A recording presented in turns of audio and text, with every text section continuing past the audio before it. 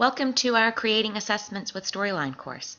The purpose of our video today is to help you navigate through our Sakai course because every course can look different in this platform. Here you can see we are on the home screen. In the home screen you'll have a message here from the instructors. You can find recent announcements over here to the right. And then down here on your left menu bar you see the options for our course. Click here and you'll have access to our course syllabus. And here is the course schedule, which will have the deadlines for the projects and assignments in the course.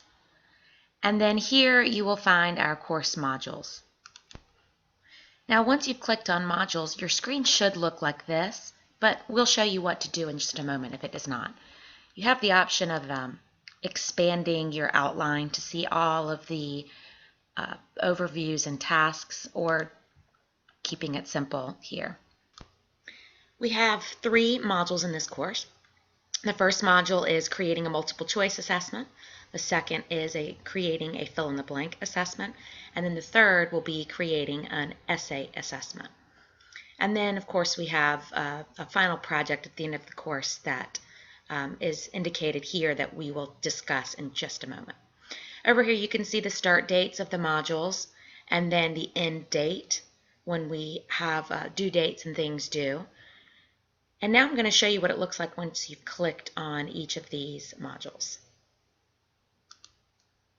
When we click on each module, it gives us a description, including the objective, the things and the tasks that will happen in the module, and then what you need to do next before you move on to the next one. So as you can see, for our creating a multiple choice assessment, we have an overview of the module where you can read a description. We have the first task that needs to be completed, the second task that needs to be completed, and then a third task. And this format is the same in all 3 of our modules. So in the overview, like I said, it'll give you a good overview of exactly what to do for each task, when the due dates are, and how you will complete each of those things. And you can come back up here and you can either go back to the table of contents or go back to creating a multiple choice assessment. Your first task in every module is to go through a set of instructions. Now all of these tasks are actually over here in the module assignments. So when you go to complete the task, you'll actually click here. The second task in all of the modules is to take a self-assessment quiz. So the self-assessment quiz will let you see what you know about creating that particular assessment. That way you know how your comfort level with the tool and whether or not you're ready to move on.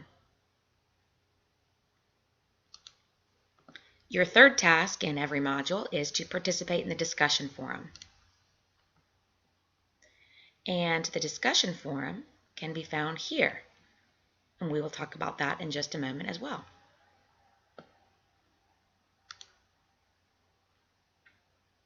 So, as mentioned, when you go back to the table of contents, you have your 3 modules. And I'll just click to show you that they all have the same format.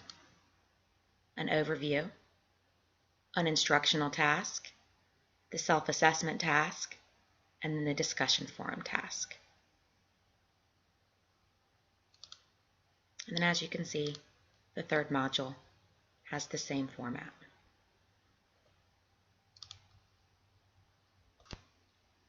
Now to complete those assignments we were just talking about, you click on the Module Assignments tab, and it takes you to all of the assignments for the entire course that you saw outlined in the modules section. So here's the task 1 that we saw, and this is the instructional video on how to create a multiple choice assessment. And then we have the self-assessment quiz for task 2, and then task 4, 5, 7, and 8. And the reason you don't see task 3, task 6, and task 9 on this screen is because they are over here in the discussion forum. So in order to see more detail about the assignment, you click View Details. And what it will give you is the task title, the due date, whether or not it's graded, which as we mentioned, these are not graded because they are self-assessments. And then the assignment instructions, which are right here. And then the link provided to take you to the instructional tutorial for the task.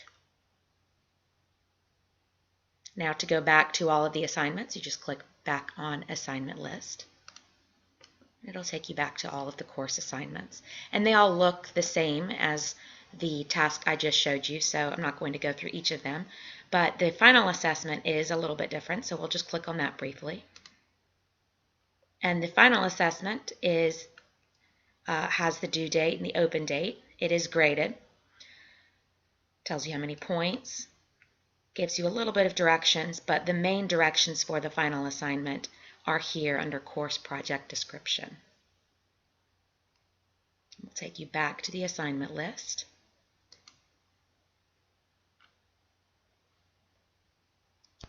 The next thing we'll take a look at is the discussion forum. You'll click here. And in our discussion forum, we have a few areas already started. We have a section for questions, so that throughout the course, if you have any questions, you can use this forum to ask and get answers from peers or from your instructors. We really highly recommend peers answer each other's questions just because it's a good form of dialogue. And then we also have our class discussion questions that we spoke of earlier that are part of the module assignments, tasks 3, 6, and 9.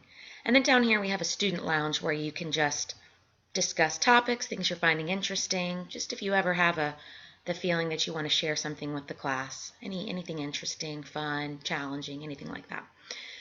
So we'll look at class discussions again because these are required. Click on class discussions and you'll see the discussion 1, discussion 2, and discussion 3. And those are all assigned within your modules. So you'll make sure you complete those before you complete the module. So to complete a module, you just click on it, read the description of what's required for the posting, and then you will just come down here and post a reply.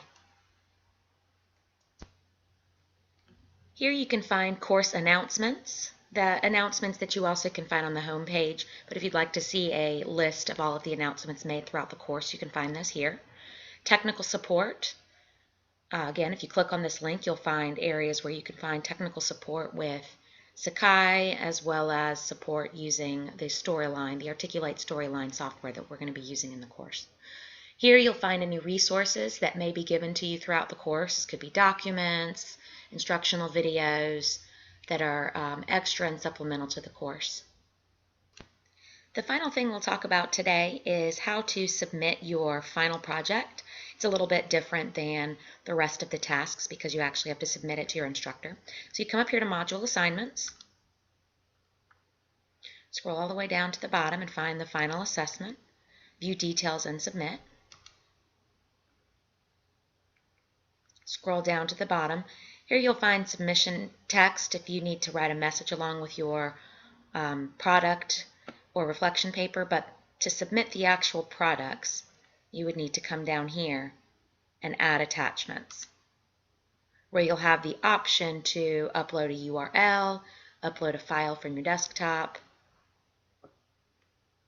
and then you'll hit continue once you've got the file in. And then once you've got the attachments done, you'll save and exit if you're not ready to submit yet, or you'll go ahead and submit. And that is the end of our tutorial on how to use our Sakai course for today. If you have any more questions, please feel free to email the instructors. Their emails can be found in the syllabus. And also, we will have some resources that will be available to you here in the Resources tab, which will be links to Sakai, as mentioned, and then as well as links to use the Storyline software. We hope you have a great day. We're excited to begin the course, and we hope to learn a lot from each other and really enjoy this process and learn a lot about creating assessments and Articulate Storyline. Thank you and have a great day.